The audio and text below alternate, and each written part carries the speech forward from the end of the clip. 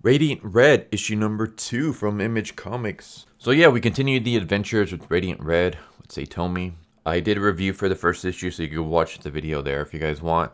But I'll do like a brief overview of what happened in that issue. So we had a flashback of Satomi robbing banks, and then we cut to the quote-unquote present day, or the now as they called it, where Satomi was watching news footage of her collapsing the building on top of Nathan and putting him into a coma. And then she's feeling upset about it. She goes to visit her parents after somewhat of an argument with her husband, fiance, who is currently, I guess, going to some kind of meeting for support for gamblers. That's what I'm assuming he's doing anyways. But yeah, she goes to visit her family at night, and then the next day she's at school teaching. And afterwards some dude shows up and basically threatens her and her family and says that, like, I know that it's you who robbed the banks. I want you to come to this place. We have a good job offer for you, and if you don't, I guess we'll go after your family or something like that. And then she goes later that night to the warehouse, and that's where the issue ends. So first of all, I just want to say that the whole setup is kind of weird, because you would think, well, this guy doesn't have any proof that you're Radiant Red. He knows you are. He knows that you're the one that robbed the bank, but when he has like his cell phone, he shows her, but he doesn't show her footage of her in her Radiant gear with her helmet off or anything like that. He just shows a picture of her family. So why not go to the cops? Why not go to the police and say, hey, this guy is threatening me and my family. He says he wants me to work for him. He gave me this location. Show up with the cops and then bust him. What's he going to say? Oh, this is a woman that robbed the banks. With what proof? He has no proof. He doesn't have any footage or photos of you as Radiant Red. Not only that, but when you were robbing Radiant Red, you were smart enough to make your body look like a dude's. Because like her powers for Radiant Red is like she can like shift her body. She can make her arms grow bigger. As you can see in this cover, she can, make her arms bigger, more powerful. She can change her height, her size. She can be bigger. She can be smaller. She can be wider. She can be thinner. So when she was robbing banks, she made her body shape into a guy so that people wouldn't know it's her. And she also made herself taller. So there's no proof that you're Radiant Red unless they actually show footage of you in the Radiant gear without your helmet on. So go to the police. They can't do anything about that. Second off, the timeline is kind of weird because all this happens after she brought the building down onto Nathan. But the thing is that Marshall confronts her, I want to say either that same day or the day after. It's kind of confusing on when exactly it happens, but if you guys read Radiance issue number 4 and then issue number 5, she fights Nathan. She brings the building down on top of him, puts him in a coma. The powers go to Marshall. Marshall flies off. He goes somewhere in the snow and he's just kind of like pissed off. And then we see him at the hospital looking at YouTubers who were talking about Radiant Black. And they're talking about how, Radiant Black just flew off. He didn't take the guy to the hospital, blah, blah, blah. And then we see Nathan's parents arriving at the hospital, and they're surprised to see Marshall. And they're like, oh, Marshall, how did you know? And then Marshall tells them, I was there when it happened. And then after seeing, Nathan's parents crying, Marshall flies off. And then he finds Radiant Red, who's like pissed off at herself for injuring a nice quote-unquote person. Like she robs banks, but she doesn't want to hurt anyone. At least that's what we're supposed to feel like.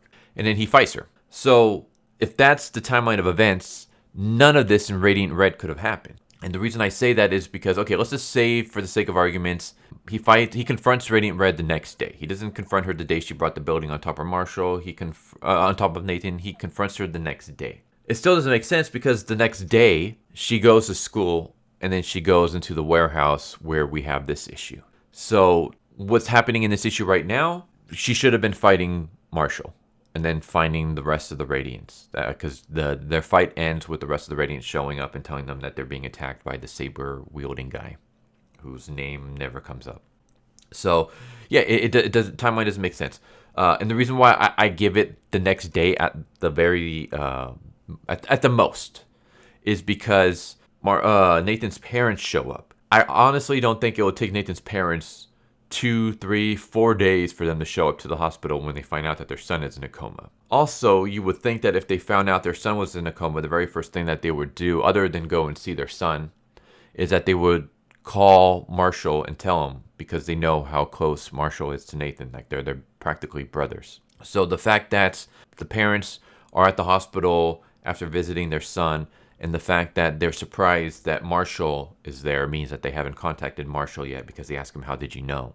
So I'm just for the sake of argument, let's say that happens the next day. So he fights her the next day after she dropped the building on Nathan.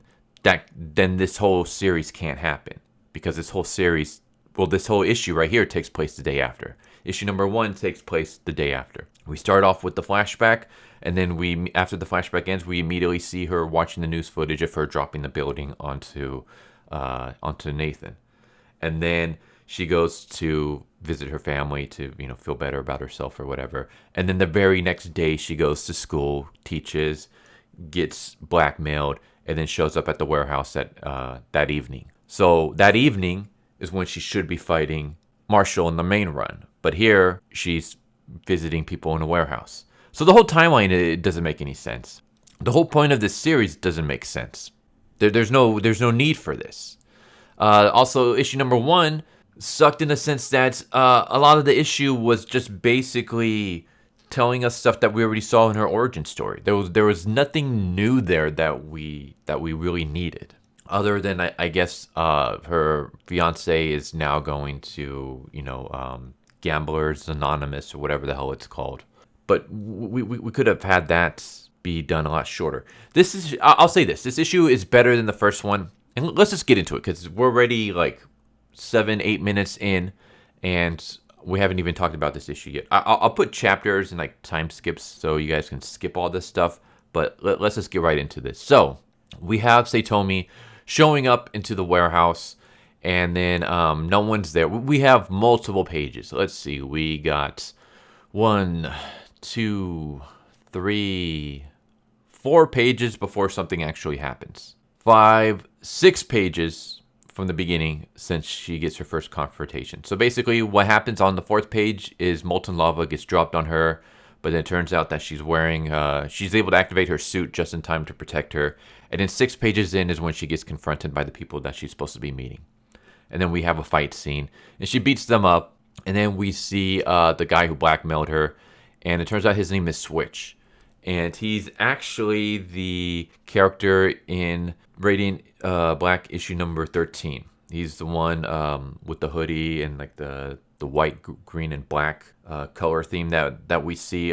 Basically, I talk about it in issue 13 about how we're introduced to these new villains, and then one of them is basically they get powered by these like battery cells that are powered up by being near the Radiants. The Radiants power up these batteries. And so one of them confronts Marshall because he wants to juice himself up so he can, regain his powers. And then I guess I can spoil that issue now, because I don't like spoiling issues as I'm reviewing them, but once the next issue comes out or whatever, I don't mind spoiling the previous issue. So Marshall fights him and kills him. So that's not this guy. That's one of the two. The other two that we saw is Switch, which again, I think it's kind of not necessarily a good idea, because then it's like, okay, so since this takes place before the main run, or at least before the current presence of the main run. So right now, this timeline for this series is around issue 4 and 5 of the main Radiant Black run. So when you're comparing this issue to the most recent Radiant Black, this issue is in the past. So because in Radiant Black, we know Switch is alive and kicking and stuff like that, you kind of destroy any kind of tension here. Like, I guess you can build up a rivalry between Switch and Radiant Red, but now we know that Switch isn't going to be stopped in this series, or at least he's not going to be like permanently defeated, because he's up and running in the current Radiant Black issues. So I feel like that was kind of a terrible idea to do. you basically revealed that nothing permanent is going to happen to our main villain in this miniseries. So now there's no like stakes really, especially for a character that I came in not really caring about, and they haven't done anything to redeem her in my eyes yet. This is just my opinion. Maybe you think differently. Maybe you think, you know, she's redeemable. Maybe you like her character or whatever. I personally don't at this moment.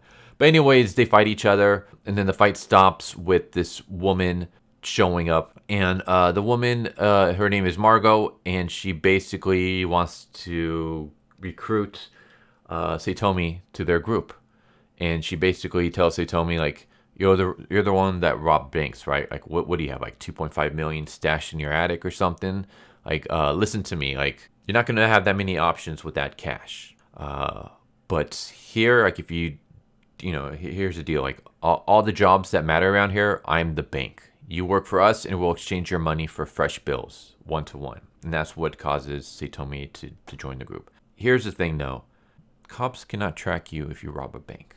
Let me go a little bit more into detail with that. So what happens is when you rob a bank, I'm sure you've seen in the movies, like the bank bags and stuff like that. When you open it, it triggers the blue paint stuff, and that's how people know, okay, this guy robbed a bank because they're now covered in this blue ink. There's also things that are called teller bait money. Or bait money. And basically what it is that it's a packet of bills that the teller has that like in a box next to them, a cash box. And when they're being, stuck up, they give that money. And that money is tracked. That money, like the serial numbers and stuff like that, are tracked and monitored. And so people can find out, like, okay, this person robbed a bank because they're using this dummy money. But the actual money inside the vaults are not tracked. They don't have records of the serial numbers. So Satomi has nothing to worry about. She can go take that money that she robbed from the bank, and she can go spend it anywhere, and they're not going to be able to track it to her because they don't keep accounts of the serial numbers. That's why you have the bags with the the triggers on it, and that's why you have the bait money, is because that it makes it easier rather than keeping individual notes of every single serial number on every single bill. So this writer didn't do their research, because now the whole setup for Satomi, the setup for Satomi to join was already weak. Join us or we'll go after your family. Go to the cops. Tell them, hey, my family is being threatened. This guy literally came into my classroom and threatened my family. Some schools actually have cameras, so if the guy literally walked into your classroom, you might be able to have him on some kind of camera or footage. Or maybe there's cameras from stores or places nearby the school that you can see him and you can point him out. Or you can literally just tell the cops, hey, this guy came and threatened my family. He says he wants me to do some kind of illegal work for him. I think he might be involved in robbing the banks. You can lie. Tell the cops that. I think he might be the one involved in robbing the banks, and he wants a patsy or something. He threatened my family, and he told me to meet him in this warehouse. So now the cops just have to show up, and then when they find all these people in there, then there you go. You can have them arrested. But let's just say, for the sake of argument, don't do that. You don't trust the cops, whatever. You go, what are they going to do now? Oh, if you join us, we'll be able to give you money that you can use. That's, we can give you fresh bills. You literally robbed a bank. Like, those bills, like, it doesn't matter if they're fresh or not. Like, they can't be traced. Unless because you took the money from the vault. You didn't take the money from the teller. You took the money from the vault. They're not bait money. We don't see her with the, I don't know what the hell the bags are called when they explode. With the paint explosion bags. But we don't see her with that. We see her with almost like pillar case. Well, we see her with duffel bags filled with cash flowing out of it. So we know she's not going to get inked. You're safe. You're in the clear. You can go use that cash anywhere. They're not going to keep track of it. You have $2.5 million. You can literally go anywhere in the country. Why are you going to stay here? You can go take your fiancé if you even want to still stay with him.